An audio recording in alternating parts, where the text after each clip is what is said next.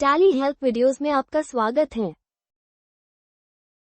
इस वीडियो में आप सीखेंगे कि टैली प्राइम में IMS एक्शन स्टेटस कैसे सेट करें और डाउनलोड किए गए खरीद चालान पर रिमार्क्स कैसे जोड़ें। एक बार जब आप इनवॉइस डाउनलोड कर लेते हैं तो आप IMS इनवर्ड सप्लाई रिपोर्ट से उन पर कार्रवाई कर सकते हैं। कार्रवाई की स्थिति के आधार पर आपका ITC GSTR 2B में उपलब्ध कराया जाएगा।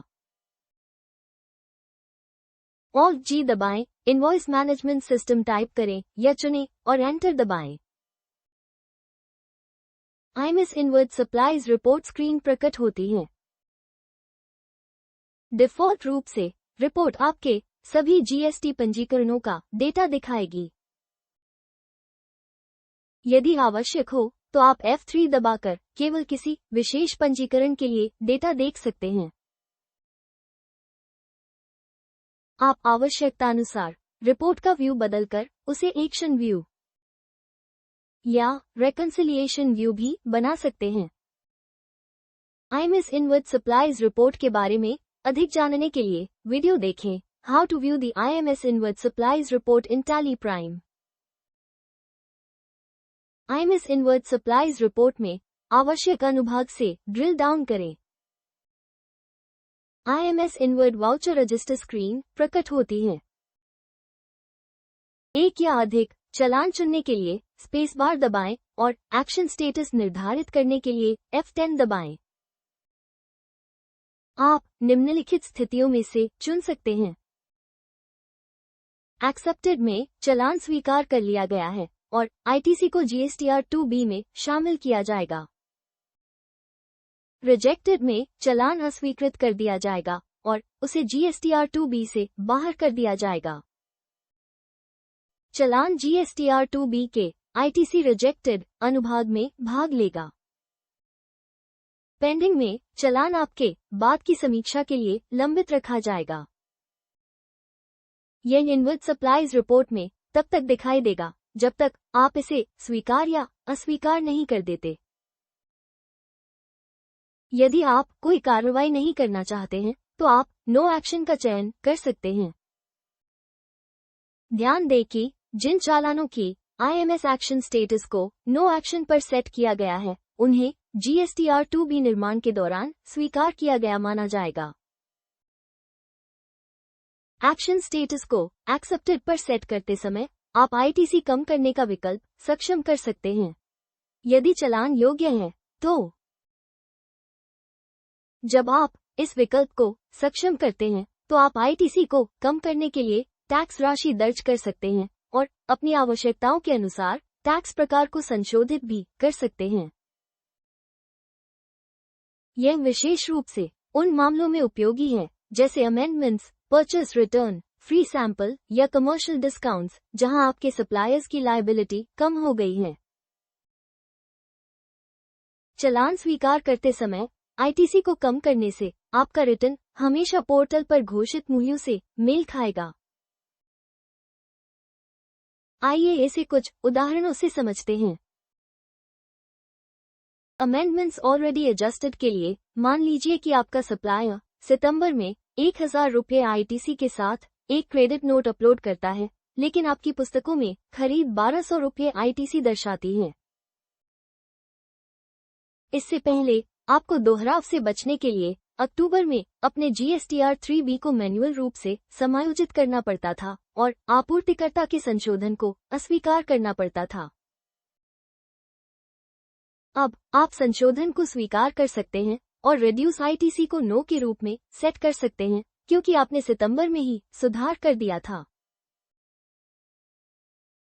फ्री सैंपल्स के लिए मान लीजिए कि आपका सप्लायर 10 फ्री सैंपल सहित 100 मात्राओं के लिए चालान जारी करता है तथा फ्री सैंपल पर GST का भुगतान भी करता है। हालांकि आपकी पुस्तकों के लिए आप केवल 90 मात्राओं के लिए ITC बुक करते हैं। जब सप्लायर बाद में उन फ्री सैंपल के लिए क्रेडिट नोट जारी करता है तो आप उसे स्वीकार कर सकते हैं और घोषणा कर सकते हैं कि आगे ITC कटौती की आवश्यकता नहीं है, इसलिए आपका दावा सही रहेगा।